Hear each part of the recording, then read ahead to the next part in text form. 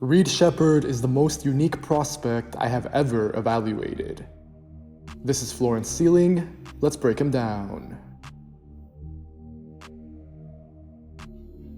Reed Sheppard is having a historically efficient season, and it starts with his production from the three-point line.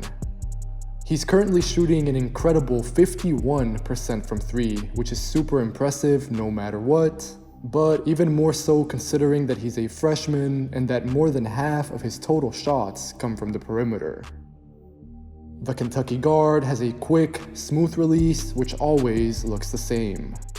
Sheppard can lift to the wing or sink to the corners for threes, and also he can get his shot off on the move or when receiving in transition. This bodes really well for his NBA outlook. Sheppard's three-point shooting is one of the most scalable skills in his draft class. His catch-and-shoot ability makes him easily playable next to ball-handling wings and other guards. He creates natural spacing, and he's such a sniper from deep that he'll provide instant value with this ability to both spot up and move around and shoot. In the NBA, at least early on for sure, there will be better players than him on his team who'll command the defense's attention. In turn, I expect that Sheppard's shot diet from three at the next level might end up being even easier for him in a way. One thing I think should be noted is that Sheppard's volume from three is high, but it can still go up even more. He won't stay at 50% from deep for his career, but I have no doubt that he is a very good three-point shooter. Right now, the Kentucky prospect takes about 8 threes per 100 possessions, but his teammate Rob Dillingham is at over 10 threes, and a somewhat comparable prospect like Tyrese Halliburton shot almost 9 threes per 100 possessions at Iowa State. Sheppard's three-point shooting at Kentucky also includes some proficiency out of pull-ups. The 19-year-old Kentucky native has some real range to his shot, and I think this will translate into the next level.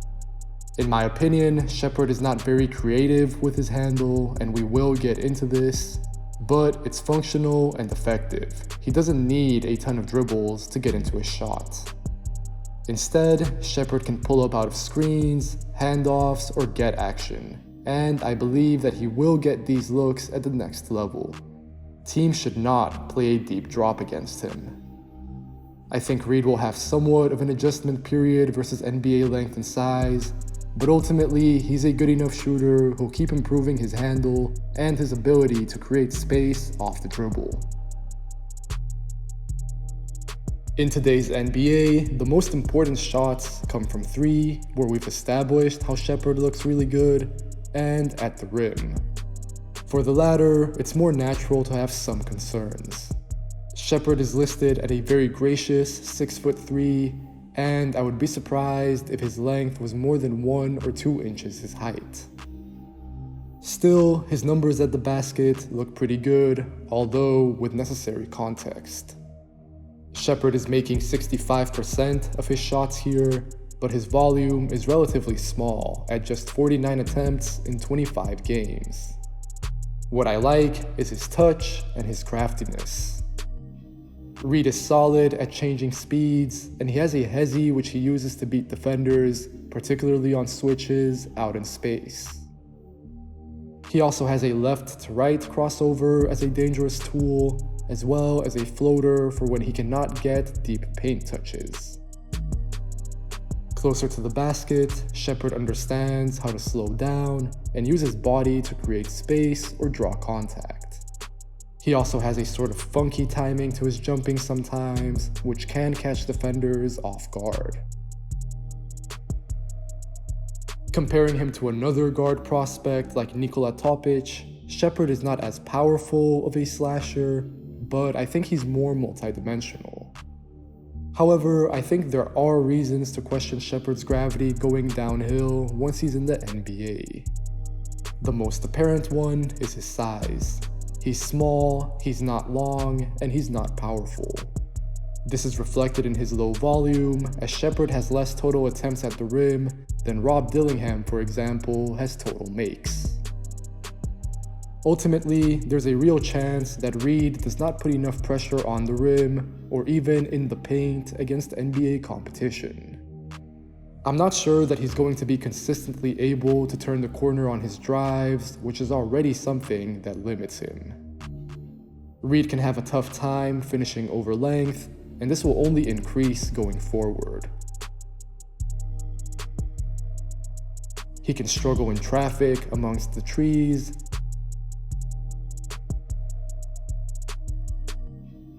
and also, I think he'll benefit from becoming more comfortable finishing with his left hand. In general, it's fair to wonder about Sheppard's athleticism at the next level.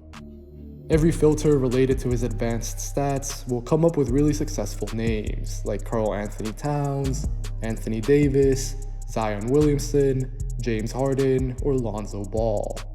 But Sheppard is probably around 6'2", and he's nowhere near as physically dynamic as any of those prospects. It's possible that someone like Tyrese Halliburton comes closer to Sheppard, but he's 3 or 4 inches taller, 4 or 5 inches longer, and also a more creative problem solver. So, as Sheppard makes the step up to the NBA, I'll be closely watching his ability to beat bigger defenders and switches off the bounce, his self-creation in the paint, and his shiftiness as a ball handler. All of this also relates to how or if Sheppard operates from the mid-range. It's a somewhat similar story to his at-rim finishing. Sheppard is converting at a good clip, more than 4 in 10 of his 2-point jumpers go in, but again, this efficiency comes on low volume. Sheppard only has 20 makes from this area of the floor, which is less than 1 per game. Like with his drives, he's crafty here with his signature crossover and with how he changes the cadence of his dribble, but Reed also is not particularly adept at creating separation, and his lack of positional size, once again, is problematic.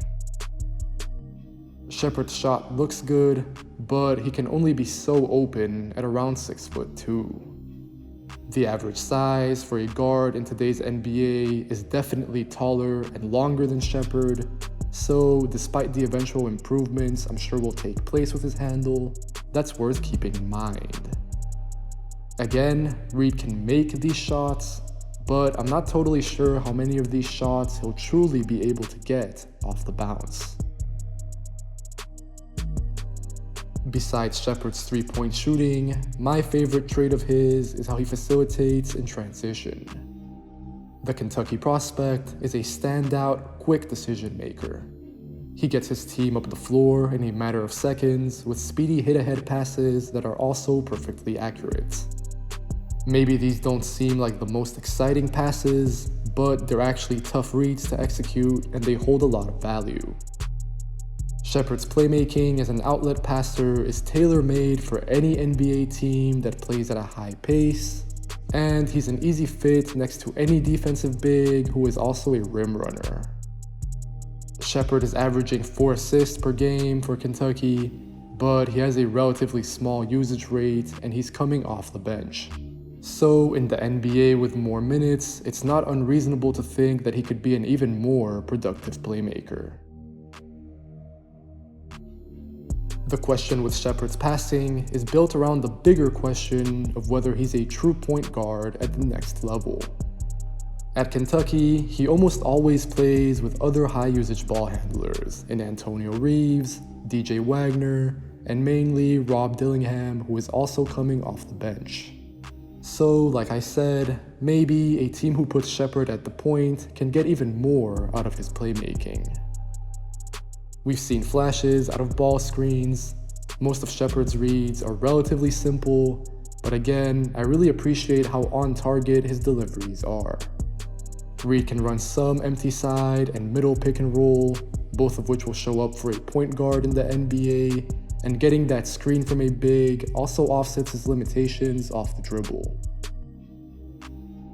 On top of that, Sheppard is decent at generating threes, particularly if he can touch the paint. However, I still want to see more growth from him. He makes quick decisions in transition or hitting the strong side, But what I'd really love to see are more second side passes like this one right here.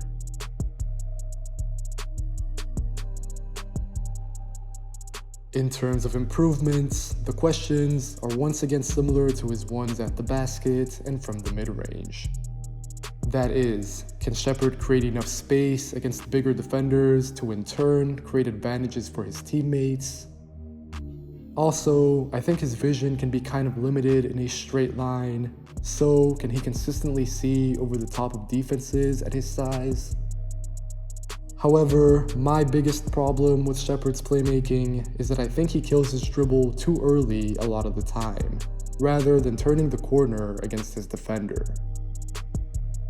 I'm also not fully convinced that he's as crafty as he needs to be at his size, because also he struggles to string out bigs out of ball screens, and instead prefers to pass the ball off.